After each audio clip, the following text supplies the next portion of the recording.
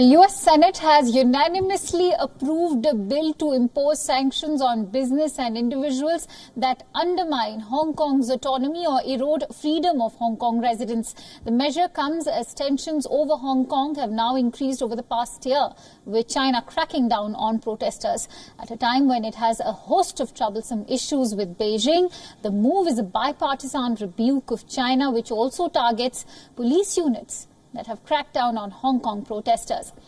And Chinese Communist Party officials responsible for imposing a strict national security law on Hong Kong are at the target of the bill. China has been seeking to exert more control over the former British territory. What the government of China is doing in Hong Kong is unacceptable. They are taking away the rights of the people in Hong Kong. They are snuffing out the freedoms that exist there right now. The measure also includes secondary sanctions on banks that do business with anyone found to be backing any crackdown on Hong Kong's autonomy. Beijing must know that its actions have consequences. This resolution today makes clear that that will be the case, and that is why so many in Hong Kong are so eager to see it pass, and why Beijing is so hopeful that it will fail. As I said a week ago, the struggle of the free people of Hong Kong is the struggle of all free people everywhere. US-China relations have worsened since the coronavirus pandemic. China's security legislation prompted Trump to initiate a process to eliminate special economic treatment that has allowed Hong Kong to remain a global financial center. President Donald Trump's administration has already declared that it no longer considers Hong Kong's autonomous under US law. The House of Representatives still needs to pass the bill, though. Let's quickly get in some perspective about the latest developments that have taken place. For more on this, I'm joined in by Richard Kimber, who's joining me live from Hong Kong this hour. A very warm welcome to you, Richard. Now, let me begin by asking you, how do you view the two bills passed by the US Senate, especially when one of the bills condemns China for violating a 1984 agreement that guarantees autonomy for Hong Kong? Is the United States now holding China accountable for the treaty obligations under the Sino-British Joint Declaration, which, of course, China was trying to escape?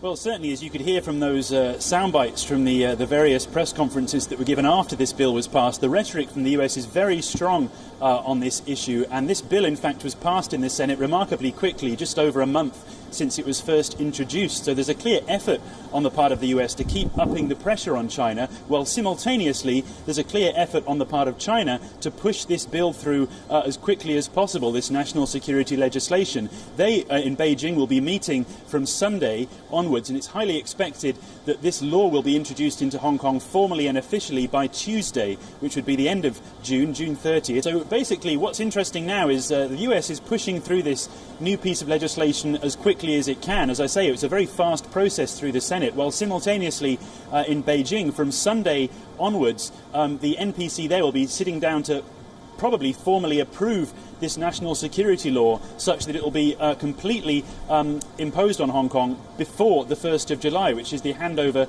anniversary day. So if it's purely a case of legislative races, China will probably win this one, because the US Senate still has to push this bill through the US House of Representatives, and then it still has to be signed and approved into law by President Trump. So by the time that happens, it's highly likely that the national security law will have already been introduced in Hong Kong.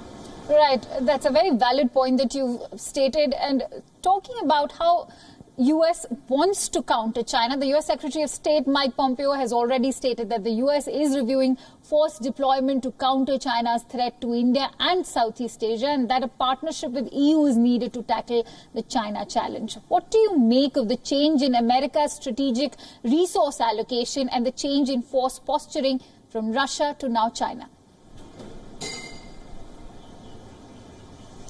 Well, yes, separately to this push through the Senate, Mike Pompeo has been teaming up with the EU during a conference event there to try and increase the pressure on China, to try and do, as he, in his words, to try and up the ante on the challenge of China's ascendancy. Now, this kind of bilateral agreement between the US and the EU on this is clearly adding to the pressure on China, but ultimately, again, it doesn't seem to be causing any delay or any hesitation on the part of China with regards to this security law. It's also been said in the US Senate that some senators have been hesitant about whether or not even this new Senate bill will make any difference. And there's certainly been no indication here that China is particularly paying any attention to either the US-EU partnership on this issue or the new US Senate bill. The state media here still running editorial lines talking about how important it is for the EU to continue to develop its trade ties with China. Similarly, talking about how important it is for other countries, including Australia, to develop their ties with China. The state media very strongly saying how important China is to the rest of the world, and that any number of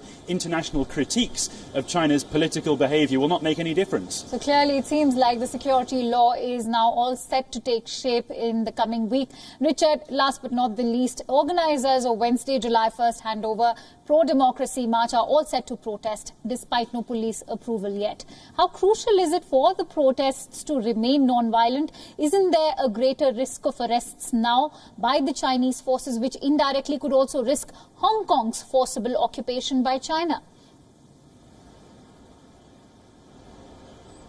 Well, I spoke to one of the protest event organisers yesterday, and he was explaining that they've put in an application to the police to try and find a way to hold this event despite the coronavirus restrictions that are still in place. Police say those restrictions mean that it's impossible to allow a large gathering like a protest march to take place, and it doesn't seem at the moment as though police are going to give any kind of approval for this. Despite that, as you say, the protest organisers trying to encourage people to gather, but they're adamant that they want this to be a non-violent, peaceful march. The question really is how many of the more radical protesters who ended up taking part in much more violent clashes with police last year and vandalising lots of public property and so on, how many of them still feel emboldened to do that when the pressure this time is not just from the Hong Kong government with regards to controversial pieces of legislation, but now very clearly the pressure coming directly from Beijing. And there is a certain amount of trepidation now among the protest organisers that they're not sure how things will develop if there are scenes like we saw last year, bearing in mind the introduction of this new security law.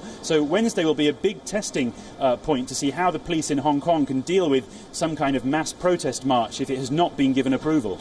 Very rightly said. It is going to be a testing point to see how China also reacts to these pro-democracy protesters. We'll keep coming back to you for more, Richard. Thank you so much for joining us here on this broadcast.